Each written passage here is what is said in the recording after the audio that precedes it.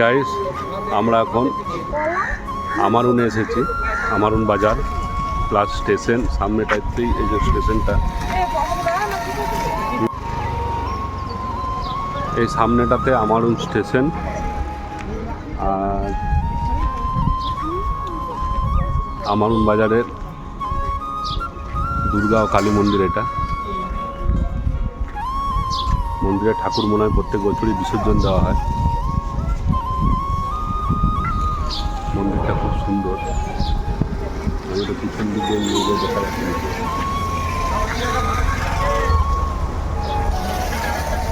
এর ভিতর দিয়ে হ্যাঁ, ঠাকুর প্রত্যেক বছর বিসর্জন হয়ে যায় না? হ্যাঁ,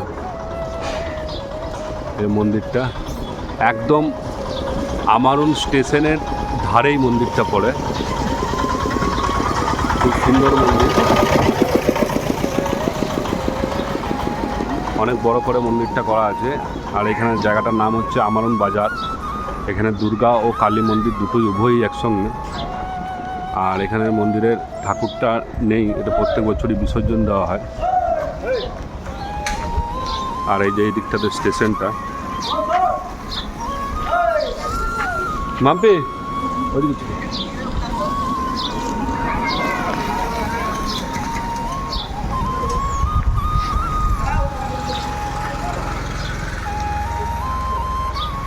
এই যে মন্দিরের ভিতরটা।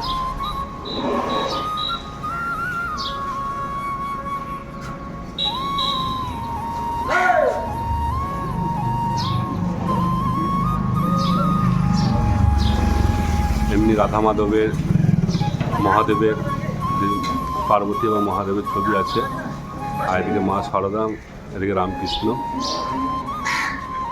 মন্দিরটা খুবই অপূর্ব, খুবই সুন্দর। নিচেটা এই যে টাইলস করে করা আছে। আর চারিপাশটা গ্রিলের, মন্দিরটা গ্রিল দিয়ে চারিপাশটা ঘেরা আছে।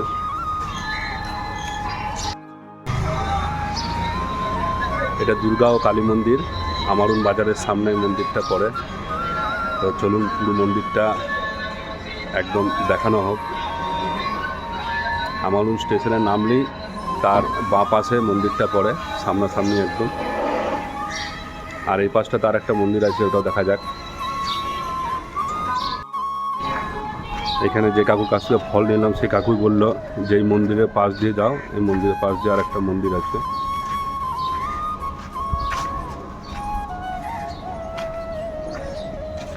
এই যে শিব মন্দির।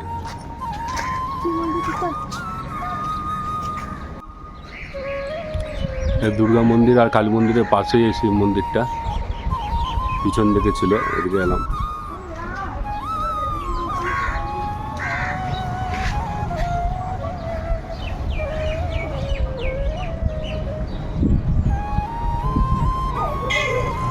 খুব ভালো শিব মন্দিরটা।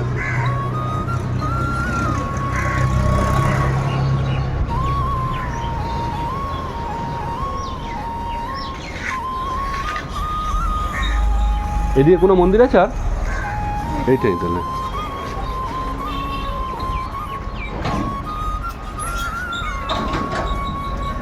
এটাও আমারুন বাজারের পাশেই একদম।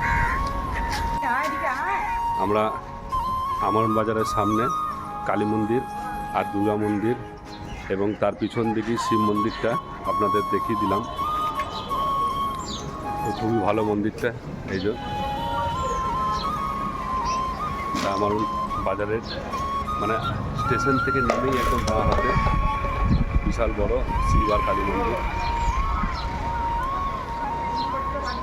দারুণ ভিউ। আর ভিতরে ঠাকুর নেই, কয়েকটা পিকচার আছে সাইডে। তো প্রত্যেক বছরই এটা বিসর্জন করে দেওয়া হয় দুর্গা কালী মন্দিরে ঠাকুরটাকে। আপনাদের কেমন লাগলো সেটা অবশ্যই জানাবেন।